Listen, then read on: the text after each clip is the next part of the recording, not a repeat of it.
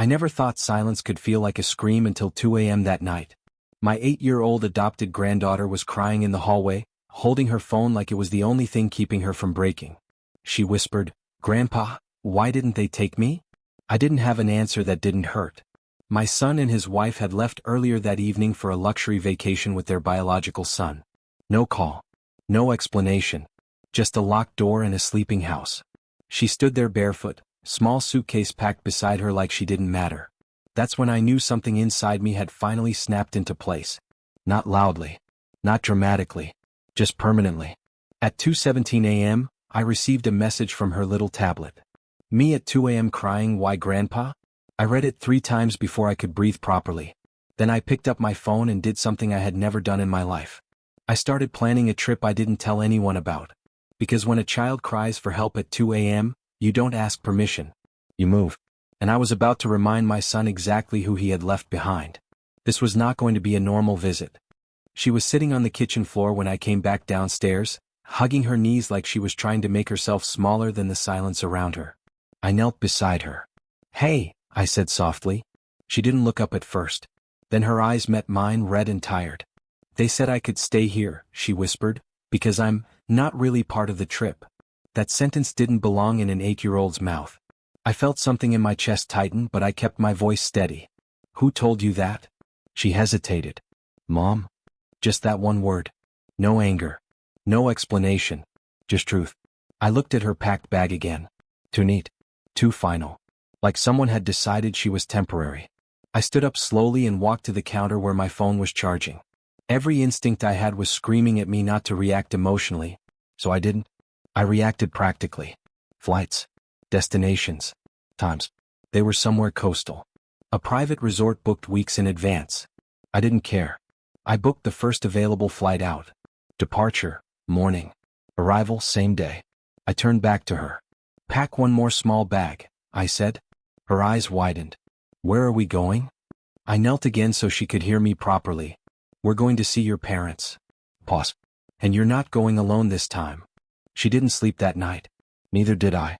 She sat on the edge of my bed, swinging her legs slowly, watching me fold clothes into a small carry bag like every movement mattered more than it should. At one point she asked, "Grandpa, am I bad?" I stopped for a second. That question tells you everything about what a child has already learned without being taught directly. I walked over and sat beside her. "No," I said firmly. "You are not bad. Not even close." She looked down at her hands. "Then why don't they want me there?" That question hit harder than I expected. Because the truth is, sometimes adults create rules that children spend years trying to understand in a language they were never meant to speak. I didn't give her a lecture. I just said, sometimes people make choices that say more about them than about you. She didn't fully understand. But she nodded anyway. At 4:30 a.m., I checked the flight confirmation again. Everything was set. By sunrise, we were in a taxi headed to the airport. She pressed her face against the window, watching the city move past like it might disappear if she blinked too long. "Will they be happy to see me?" she asked quietly. I looked straight ahead. "They will be surprised," I said carefully. And sometimes surprise teaches better lessons than anger. Inside, I already knew one thing clearly. This wasn't about a vacation anymore. This was about consequences. The airport felt too normal for what was about to happen. People were laughing, dragging suitcases, arguing over coffee orders. Life moving forward like nothing inside it had ever broken. She held my hand tightly the whole time. Not because she was scared of flying.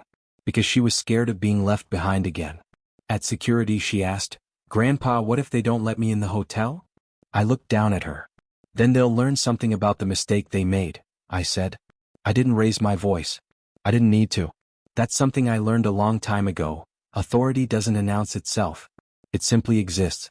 On the plane, she fell asleep almost immediately, her head resting against my arm.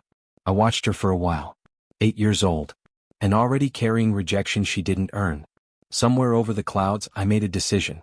I wasn't going there to argue. I wasn't going there to talk it out. I was going there so they could see her face. Fully. Without interruption.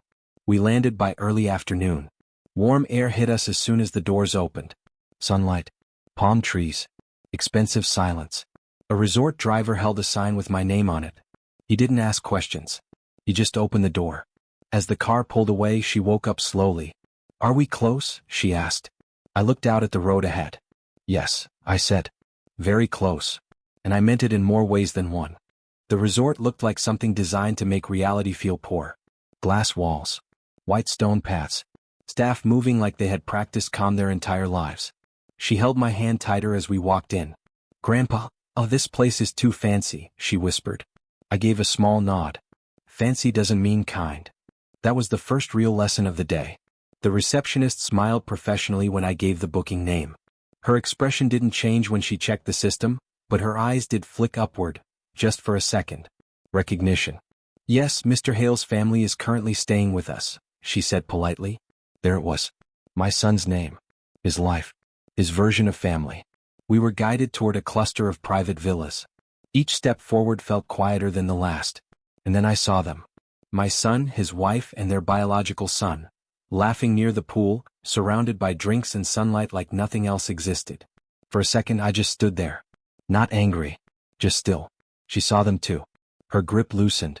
"They're here," she said softly. Her voice didn't carry blame.